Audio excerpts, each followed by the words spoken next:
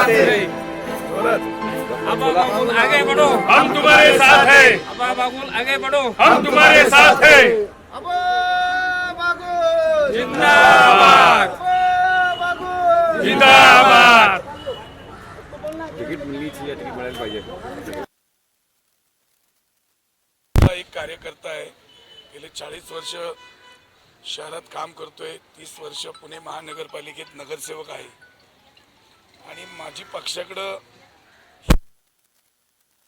पण आता काँग्रेसचे हात बळकटून येणाऱ्याची ज्याची क्षमता आहे, जो पुणेकरांच्या मनामध्ये आहे, जो कार्यकर्त्यांना हवा असा वाटतो, त्याला उमेदवारी द्यावी.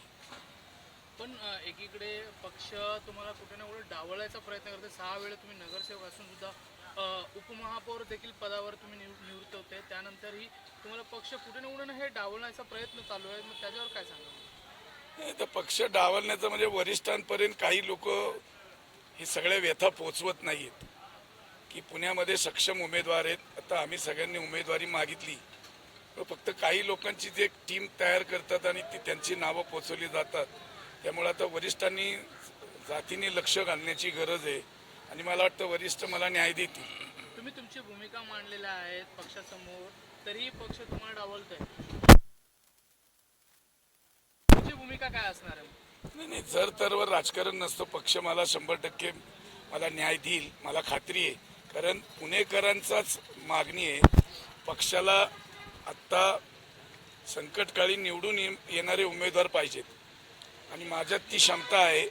आपण जर माझं कामाची पद्धत पाहिली असेल की 30 वर्षात पुणे शहराच्या बाबतीत कितीतरी अनेक प्रश्न मी मांडलेत. मी देशातली पहिली ई लर्निंग शाळा आपण केली आहे, राजीव गांधी अकॅडमी. किती आज त्याचं नाव लौकिक सगळीकडं आज आहे, ज्युनियर KG ते 12वी पर्यंत. महानगरपालिकेच्या शाळेतले मुलं IITला ॲडमिशन घेतात, हे कधी कोणाला शक्य वाटलं नसतं. 500 मुलांनी IITला ॲडमिशन घेतले. शहराची काय गरज आहे, शिक्षणाचं माहेरघर आहे. मग 7 वंडर असेल, 4D थिएटर असेल, भीमसेन जोशी कलादालन असेल, म्युझिकल फाउंटन असेल, साधू शिंदे स्टेडियम असेल. शहराचं उत्पन्न वाढवायचं काय, शहराला मेट्रो अंडरग्राऊंड पाहिजे का इलेव्हेटेड पाहिजे, शहराचा SCMTR महत्त्वाचा रस्ता, पाण्याचा प्रश्न. 5 TMC पाणी मुळशी धरणातून आणा, हे गेले मी 12 वर्ष मागं लागले. त्याला कुठेतरी आता मुहूर्त लागतोय. की कचऱ्याचा प्रश्न असेल, आरोग्याचा आहे. आज आपण बघितलं असेल की पुण्याला गुन्हेगारीनी आणि ड्रग्जनी वेळाखा घातलाय, हे पाहिलं असेल आपण. पुण्यासारख्या ऐतिहासिक शहरामध्ये हजारो किलो ड्रग्ज सापडते, ते कुठून आलंय, ह्याला हा तरुण पिढीला कुठं वाहत नेतो. या सगळ्या गोष्टीची गरज करणारा आणि पुण्याच्या मनातले विचार समजून घेणारा असा एक कार्यकर्ता म्हणून माझी चांगली ओळख आहे. त्यामुळं मला तिकीट देतील अशी मला खात्री. जर तुम्हाला तिकीट भेटलं नाही तर तुम्ही अपक्ष उमेदवार म्हणून उभं राहणार आहे का? जनता आणि कार्यकर्ते ठरवतील की काय करायचं. मी सांगितलं ना, जर तरवर काय होणार नाही. मला खात्री आहे. मला का नाही देणार काँग्रेस पक्षाने, मला तिकीट का नाकारावं याचं त्यांना उत्तर द्यावंच लागेल. काय रिझन आहे, माझ्यात काय कमी आहे, मी कुठला, माझ्यावर कुठला गुन्हा आहे, मी कुठला करप्शन केलं आहे, मी कुठलं काय केलं, काही नाही. मग एकदम क्लीन चिट. हा एक काँग्रेस पक्षाचा चांगला उमेदवार आहे. हा काँग्रेस पक्षाला मला न्याय द्यावा लागेल. कारण त्यांचे निकष आहेत की 2दा दिलं त्यांना तिकीट देऊ नये, परत जो निवडून येणारा तो क्रायटेरिया आहे. नवीन लोकांना संधी द्यायची. जे आत्ता आमदार आहेत त्यांना लगेच खासदारकी देऊ नये. असं सगळ्यांनी एका व्यक्तीला 2 पदं नाही, अशा सगळा विचार हा पक्षाच्या धोरणामध्ये आहे. आणि त्या धोरणामध्ये पाहिलं तर मी एकटा बसतोय. आपसे जानना चाहेंगे कि पुणे के लिए काफ़ी कुछ आपने किया है पुणे शहर के लिए पिछले 30 सालों में, और अब ऐसा एक सिचुएशन है जहाँ पर एक ऐसी तरह से चयन प्रोसेस हो रहा है लोकसभा कंस्टिट्यूंसी का जिसके कहीं ना कहीं आप पक्ष में नहीं है. तो ये आखिर क्यों हो रहा है, क्या लगता है इसकी वजह क्या हो सकती है? जो कर रहा है उसे नहीं चुना जा रहा, जो नहीं कर रहा शायद उसे ज़्यादा दे रहा. हमारे आदरणीय नेता राहुल जी गांधी, आप देख रहे हैं कि देश भर पैदल यात्रा कर रहे हैं. वो लोगों से जुड़ रहे, लोगों को अपील कर रहे कि भाई हमें बीजेपी सरकार को रोकना है.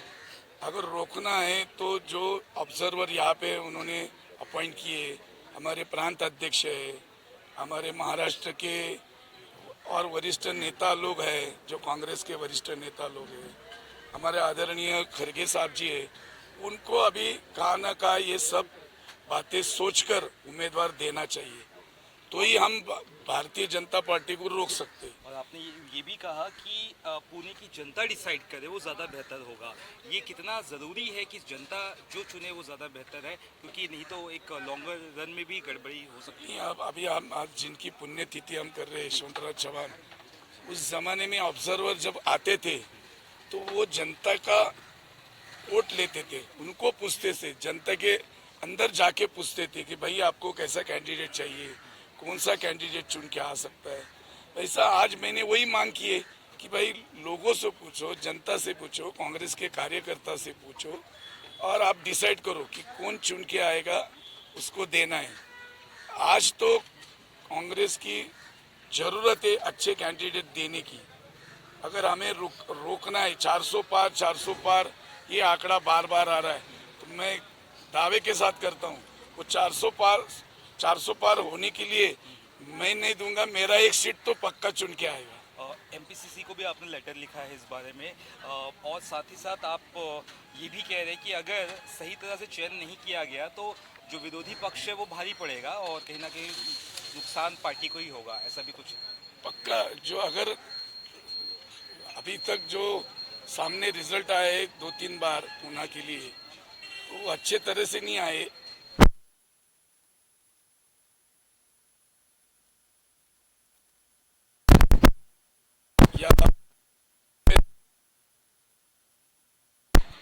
लेकिन मैं स्ट्रांग हूँ, मैं चुन के आऊंगा। मुझे एक बार संधि दीजिए, मैं चुन के आऊंगा। मैं 40 साल कांग्रेस का काम कर रहा हूँ, एक कार्य करता हूँ।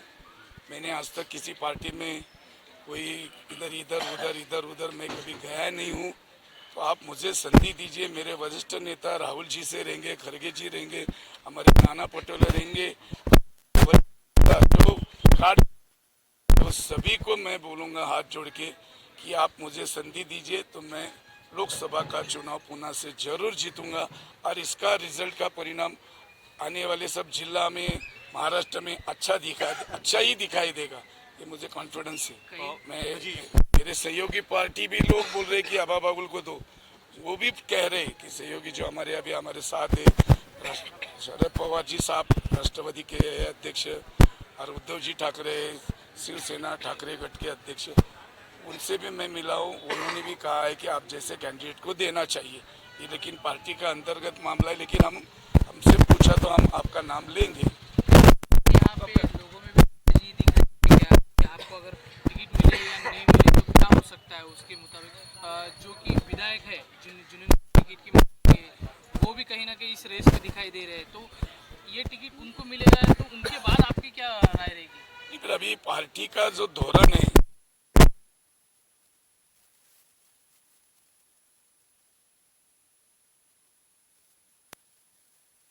चाहे और 2-3 बार विधायक बने फिर लोकसभा लड़े, ऐसा जनता की राय, हमारी राय, पार्टी की भी राय वही होनी चाहिए।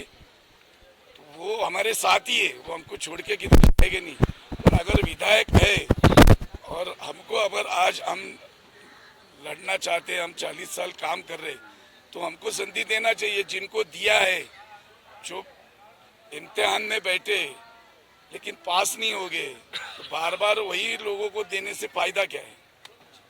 पे फेथ नहीं क्या उनको? थोड़ा संदेह बोलिए, हल्का सा फेथ नहीं क्या उनको? आप नहीं दे रहे टिकट, मुझे फेथ होना चाहिए ना, कम से कम फेथ नहीं कि पार्टी को कि होने के बाद भी भरोसा है, फेथ नहीं, ऐसा नहीं है, भरोसा है लेकिन हर पार्टी में कोई ना कोई होते, तो वो ऊपर कुछ बोलते, आई डोंट नो, लेकिन मुझे टिकट देंगे, मुझे विश्वास है। और आपके माध्यम से तो और पूरा विश्वास है। देखो आज जनता पुणे की है, सुबह से हम जा रहे हर जगह, 4 दिन से हम देख रहे, व्हाट्सएप फेसबुक पे आप देखो, लोग कह रहे कि एक अच्छा उम्मीदवार है, उनको दो। और यंगस्टर हमारे साथ है,